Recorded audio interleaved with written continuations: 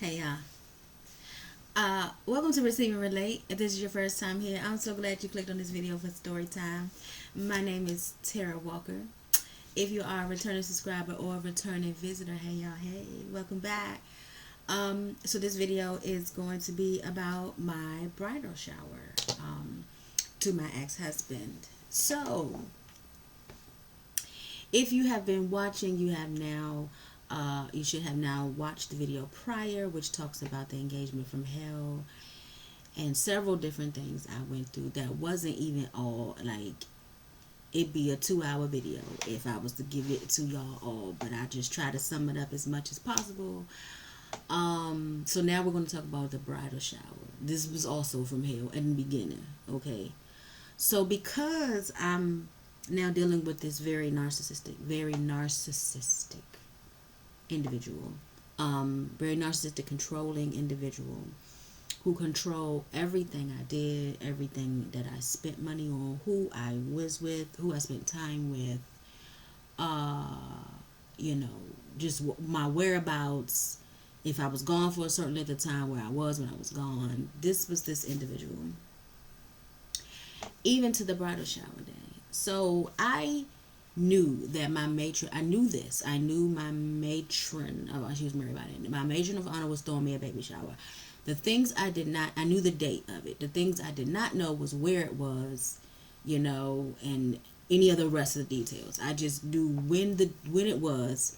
And the reason why she had to do that was because of him. So I had to be, she had to make sure that I was available, I was home to be picked up, around this certain time. And it wasn't far from me at all.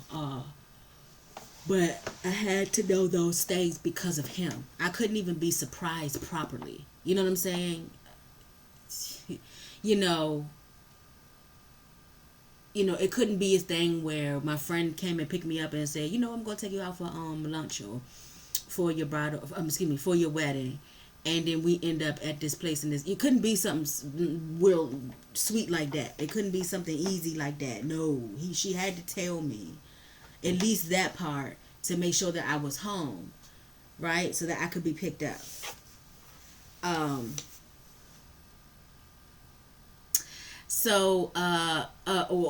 home so that I can come, because I had to get. She didn't have a car.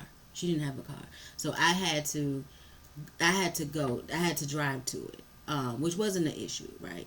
Somebody could have picked me up, but if they picked me up, I think they were really, really. They were really, really, really trying to make it a surprise. But I knew it was that day. Okay, I just didn't know, the exact time and where. So he messed all that up for me anyway, because they're trying to get him out of the house so that they can come and get me. Also, because his folks, his groomsmen, was going to take him the same day. You see what I'm saying? We all went to church together, so we all knew each other. You know what I'm saying? So they probably planned it all together to be on a certain day, so that both of us can be in different places at different times. Otherwise, he would have been at my bridal shower with me, child. And it wasn't co-ed. They didn't make that a co-ed shower. Okay, the only other male that was there was one of the ladies that I went to church with. Her husband was a comedian. He used to do skits on the drama plays and stuff like that, and he did a skit at the bridal shower too, which was really funny.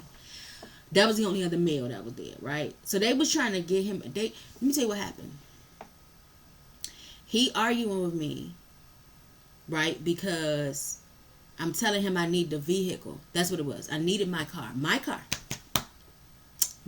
that I paid the insurance on. I needed my car, but he wanted it, right? He was like, "Well, I need it." So we arguing back and forth about the use of my car to the point, that the people that were involved in my bridal shower had to call him and tell him what was going on so that he could now relinquish the car to me. Y'all. And yep, you guessed it. I still married this Bama. Yep. They had to call him and calm him down. It's so embarrassing. It was so embarrassing.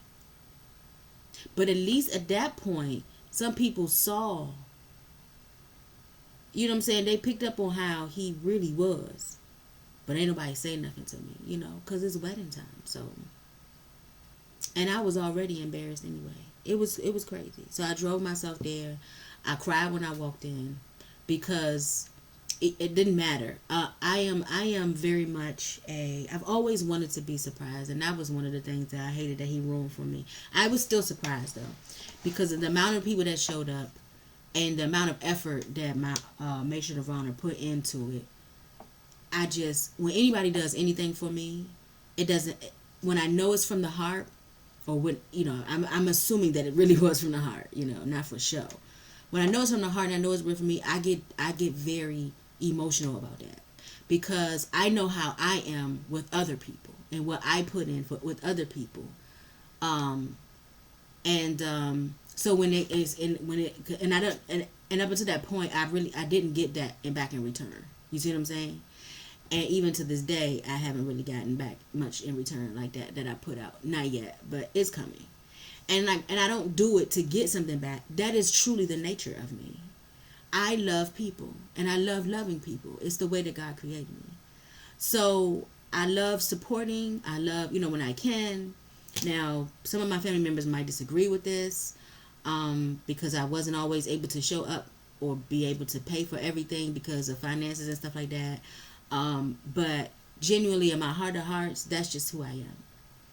And I still cried, even though, like I said, I knew it was that day. I just didn't know where. I didn't know what took place. I didn't know what time it was. I just was told to be ready, and where to go. And then I ended up finding out where to go. And then when I walked in, I still cried because I just love people. You know what I'm saying? And I love to love people, and I love when people love me. But, he almost ruined my day, y'all. It's like, yeah, I can't even be surprised of my bridal shower. I really wasn't supposed to know daytime or whatever. You know what I'm saying? I really wasn't supposed to know none of that. And where it was, you could have really easily, okay, the location was at the library that I used to live near. It was in the room. They had a room that you could rent out for parties, engagements, and stuff like that. He could have been like, let's go to the library, or I wanted to go pick out this book, let's go to the library today, certain time or whatever, and then I walk in the room and then boom. You know what I'm saying? But I mean, I know I had to look a certain way, but it could have been done. It could have been done without him being controlling. It could have been very easy done to surprise me, but it's okay, because I still cried anyway when I walked in. I literally cried. I really did. I didn't plan on it. I cried. And so yeah, that's it for this episode. Stay tuned for more. And if you have been following along, I appreciate you for your support. I really do.